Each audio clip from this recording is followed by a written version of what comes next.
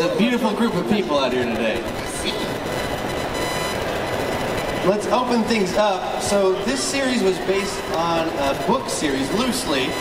I'm curious, when you guys come into roles in any series or film, do you like to know as much as possible, or do you like to wait and sort of craft the character with your directors and writers? Well, I had heard that this series in particular was very loosely based on the book. So I chose not to read it. I don't even know if my character existed in the book, so I didn't. Isaiah, did you read it? No, I did not. I purposely did not, and I think to the chagrin of Jason, I never wanted to know what he was planning for my character of the show for a long time, because in the beginning it was so new, refreshing. The writing was just different. I thought we had an opportunity to put something out there in the sci-fi world that had never been seen before. So I wanted to remain pretty much like an audience member and be in that discovery moment just like the audience would be. So it was one of the first times in a long time that I didn't really know what was happening. The series, so much work goes into it. Nobody knows you guys are having 18-hour days. And in terms of the directing, no one director can shoot the whole season, so you have a lot of people coming in and out. Dean White directed a ton of episodes, more than anybody else. Can you talk about working with Dean and sort of how you get comfortable over time seeing the same faces on the series? Well, Dean, he was there from the beginning, producer, and, he was just one of many of the directors. Obviously, because he was there from the beginning, he got the opportunity the lion's share of, say, the premiere, and usually he was the guy that directed the finales. But you have some really wonderful directors in between. I don't want to start naming them all, because when you start naming one or two, then you're leaving, other fantastic talents out. But I have to go on record and say PJ Pesci was probably one of the ones that really gave us the look and the tone of the show that I'm most proud of, particularly starting with season 2. When Jaha really started to branch out into the desert looking for the city of light. That is when the show really started taking off for me. And a lot of that look and lenses, I have to say, was I got to give the credit to PJ. Now Dean took over from there, but I got to give credit where credit due. PJ created that look and that tone, and that felt really good at that time. Yeah, the season that I did, they had some really good female directors as well, which I always really enjoy working with. Mm-hmm. You mentioned season 2. One of my favorite scenes in the whole season was when you do the space jump with the cracked helmet. Can you talk about sort of what are your actual surroundings when you're on set, and how much of that is getting stenciled in with CGI? Well, that was tricky. Marshall Virtue, the stunt coordinator on there, and all the producers, they didn't want me to do that stunt at all. I think they thought I was too old. I don't think I was too old for it. I just think at the time I was just too fat. I look at the earlier season and I'm like, what the hell was I going through, man? I look more like Jabba than Jaha. There's like none of you fans on Twitter saying, yo, Isaiah, there's a gym in the hotel, bro. Like you need to back off the protein. So thank you for that. But yeah, I think I almost broke the rope when they snatched me out of the thing with the baby. You talking about that scene? Yes. Yeah, and then after that, they just sat me in a dark room, and let me react to a cracked helmet. So that was, a lesson in acting. I had to sit surrounded in green screen and just listen to the director give me cues of what to respond to, which is not really easy to do, It's kind of like, I understand what Will Smith says. Years ago, I didn't get it then, but I get it now. There's a power in green screen, because that's where all the creativity comes out, all the super stuff comes out of that. So yeah, my goal now is to, wherever I want to work, I want to make sure there's some green screen around. Can you talk, both of you, can you talk a bit about your approach when you're in a scene solo and it's all about you? The weight of, the performance, no one else bears that responsibility. And then when you're interacting with other actors, how is the approach different going into a day if you know you're going to be, in a space capsule for 4 hours, or if you're in a talking head scene. You did a lot by yourself, right? In season, when you're in the space. Yeah, it's not easy. Tom Hanks acting with a volleyball. You think it's easy. It's not, because you think. I thought sometimes I was a pretty good actor, but you really find out how good you are when you don't have anything to react to other than the lens of that camera. And it takes, for me, a more deep down focus, because I still got to nail whatever I got to nail by myself. So it's more of a challenge, but that's the importance of the director, of a wonderful director, which we all had at that time. It's really up to the director and the DP to help you through that, so you can figure out what X you're looking at on the camera or whatever, if you're looking at anything, so you don't look into the lens of the camera, because you're not looking at anyone else. So it's a bit of a challenge, but it's a good challenge. The character of Ontari, when you're playing her, you said she had a great sense of loyalty, which you appreciate. I'm curious, given the current political environment at times, yes, do you think strong loyalty is good, or do you think we should value more critical thinkers in general? I think loyalty, particularly when family is involved, which is what her loyalty was to. Yes, I understand that as a viewer it seemed like her loyalty laid in the wrong place. But to her, and to also, in real life, I think the family is the most important thing in the world. And as long as you remain loyal to your family, I do think that's very important. Well said. When you were working on the series, is there one actor or character that you maybe wished you had more scenes with? Murphy. Anytime I go to these conventions, I'm like, I love Richard Harmon. He's the best. Yes. Such a pleasure to be around as a person, and then also as an actor. Like, he's phenomenal. I couldn't have had enough scenes with him. Isaiah, same answer? Oh yeah, absolutely. The funny thing about Richard is he was just a glorified extra in the first season. No one was really checking for him. And I looked at him in one of the earlier episodes, and I looked at his profile, and I'm a bit of a collector, and I looked at this kind of Roman coin that I've collected, and he looked like the profile of a young Roman, emperor. To me, he had a classic look, classic face that could morph into anything, right? So Jason was a little taken aback. He may change his story on Twitter lately, but the truth is, I asked to work with Richard Harmon. He asked me, who do I want to work with season 2?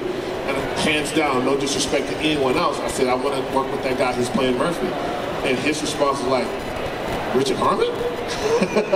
He says he's in a smaller role. I said, nope. I said, nope. This guy is going to be a huge star, because it's very difficult. People have no idea how difficult it is to give credibility to play a so-called villain and be committed to that. When everybody in Hollywood wants to play roles where they can be loved and be liked. So I will always gravitate to the underdog that has the fearlessness to be able to do that and commit to it and give them a chance to maybe go in a different direction.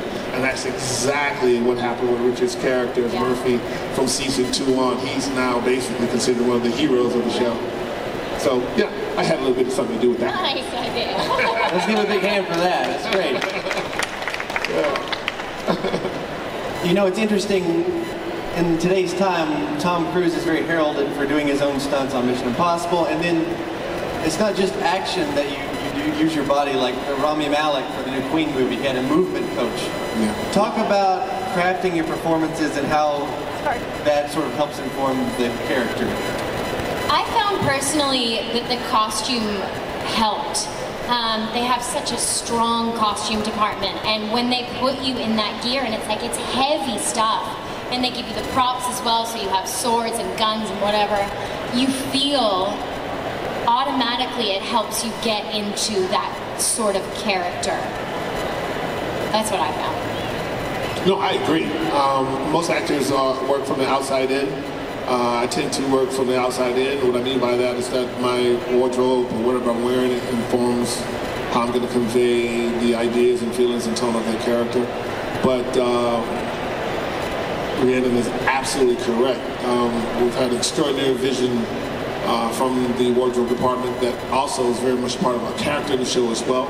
So yeah, what I wore definitely helped inform me greatly. Even though I try to work intrinsically and be prepared from the inside out, but on this particular show I got a chance to work from the inside out and from the outside in and be totally okay with who Jaha or Chancellor Jaha was supposed to be in any given moment in time of the world of the play. Were there any times in any of the seasons where something wasn't quite working on set and then you guys discovered something either about the characters or about the way to shoot it that really enhanced it?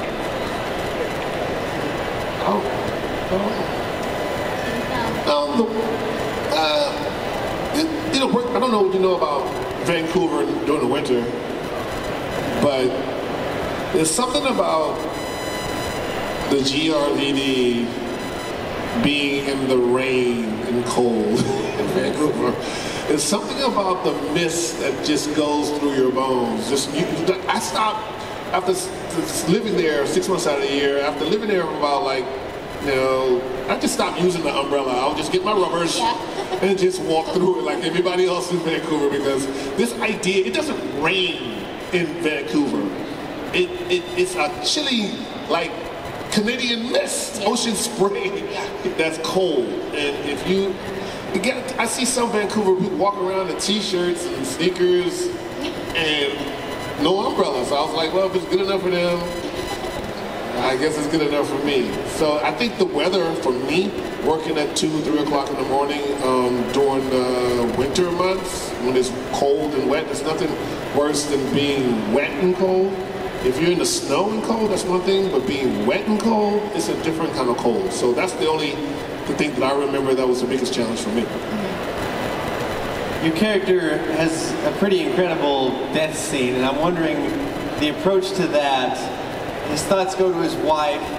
To get there emotionally, what is that process for you?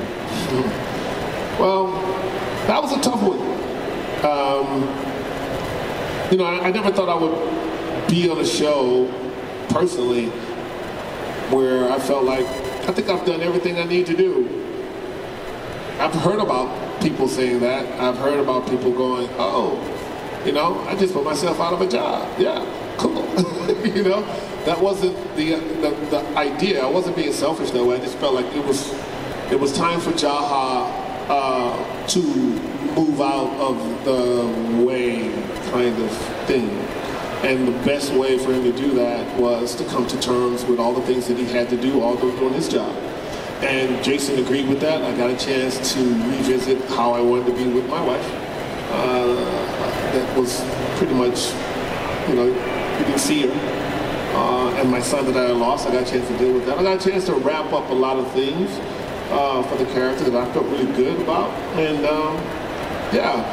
but having Paige crying for real, mucus all over the place, that wasn't cool because we were really close, Henry and we're the adults on the show.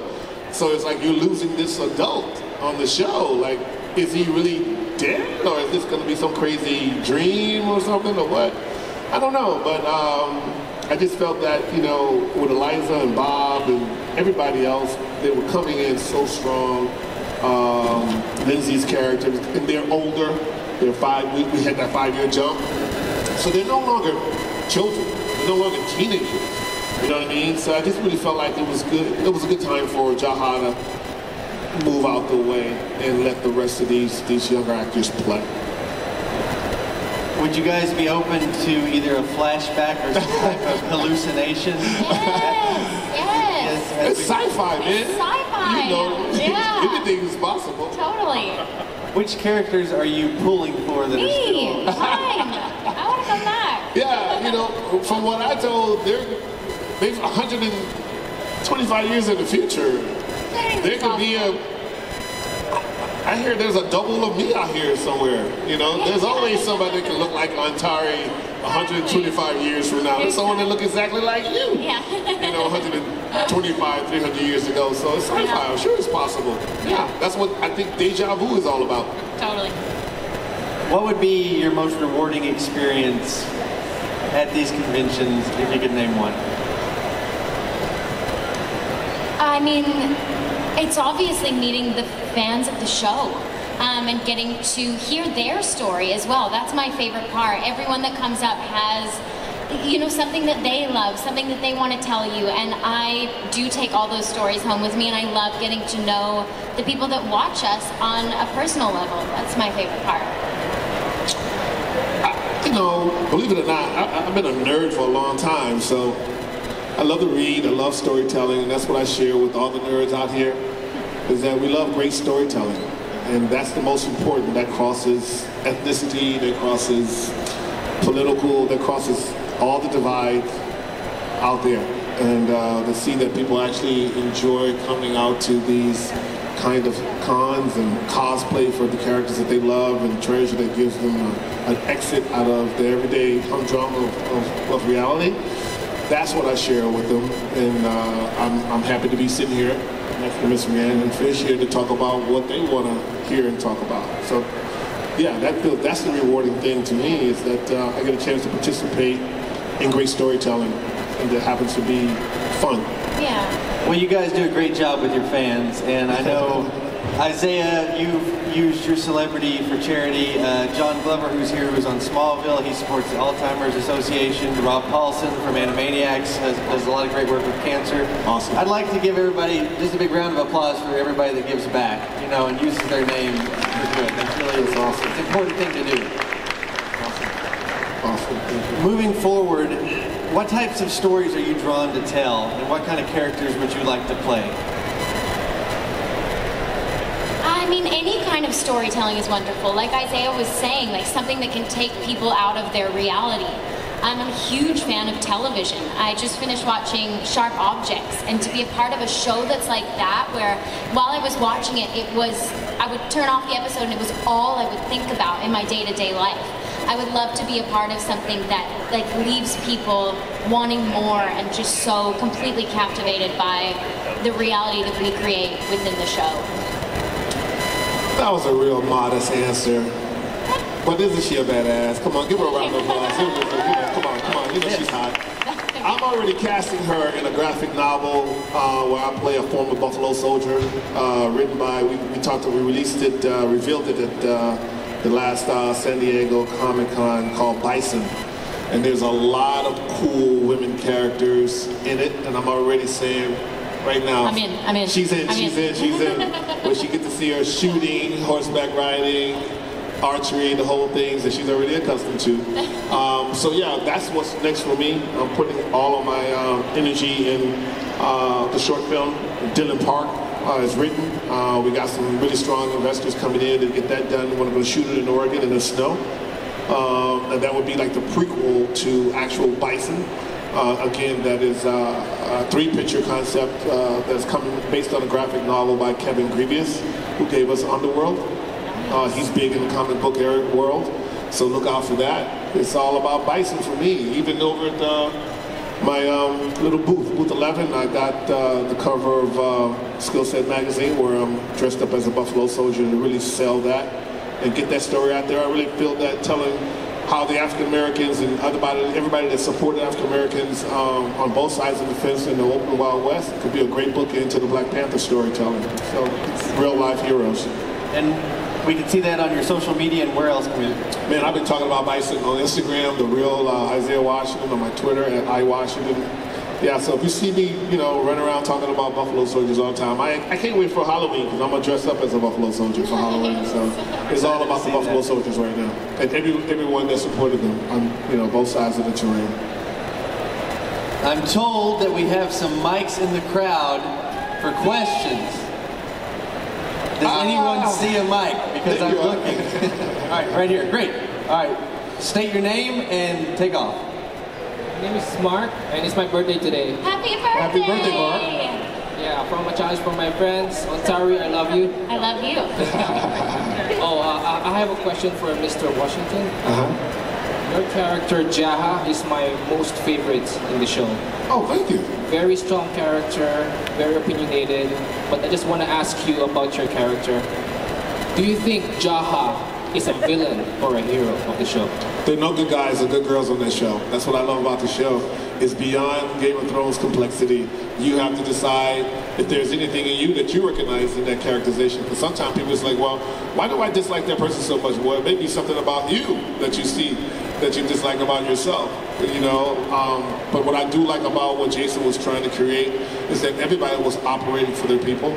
Everybody was operating for their family. Everybody was trying to do what they thought was the right thing at the time. So you could be the judge on whether that was a good idea or not.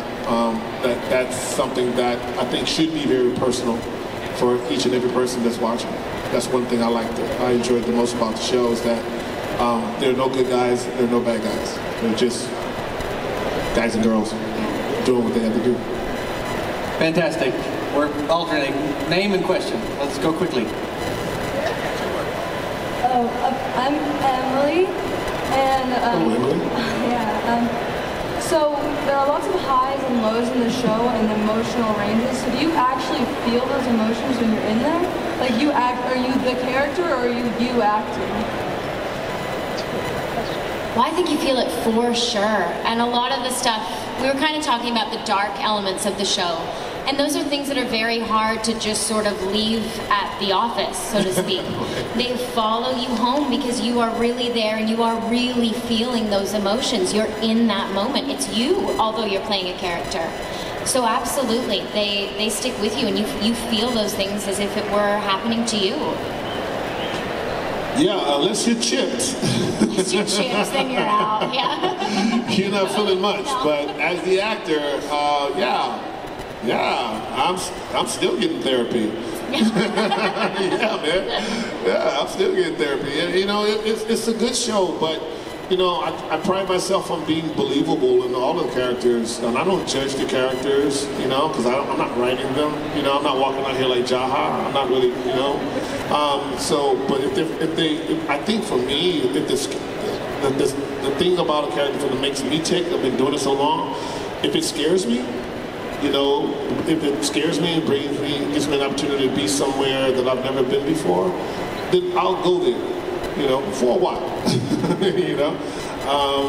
But yeah, that's how I like to walk that tightrope emotionally. But you know, we have to be careful, you know, because we are using our bodies and our emotions on our instrument. So it's like anything else, you have to take care of it after. Well said. Question here. Name and question. I just wanted to say that I really There you are. love both of you and both of your characters. And A little closer. I wanted to know what both of your experiences were working with Jason. Working with Jason. I didn't work with him that much. I mean, as you guys know, I was only on the show for a short period of time. But I loved every minute that I had on the show. And I do always say I would give anything to go back. I really, really loved my time working on The 100. Yeah, I mean, Jason is Jason Rutherford. I think anybody knows him and follow him on Twitter. He is what he is. You know, he says what he means. He means what he says. I'm grateful for the opportunity to be able to create something. I mean, where like Star Trek, you know, we created terms like "I'll float you." You know, and that really means something. Or I could get on Twitter and put a little power fist in a 100 and everybody knows what that is. And people who don't watch the show is like, why does he sign off on Instagram? He doesn't talk. He just puts a little brown fist in a 100. What does that mean? I like inside jokes like that for nerds because we have to empower ourselves, man. You know, and Jason's a nerd. He is one of the biggest ones out there. And he's given us all a platform to have fun with something that wasn't there before. So I'm grateful for that. Guys, you've been wonderful. I want to continue these conversations at the booth. Isaiah, what booth are you at? Booth 11. You're 11. I'm at 12. 11. Yeah. I'm next You're at to Rhiannon, so 11 and 12. We'll see you guys there. Yeah, fantastic. I'm at booth 1832 with John Glover from Smallville. If you guys want to say hi, Byron Expert on Twitter. Follow these guys. Thanks for coming out Thank you so much. to the 100 panel. Saturday LA Comic Con. Thanks guys so much. Hello there. Digital Game Time, your show about games, movies, and pop culture is now live every week. Follow them and watch the show every Monday on Facebook Live at 7 p.m. Pacific Time. Comment, participate, and interact with Leo, Rick, and Francisco as they tell you what's happening in the world of entertainment.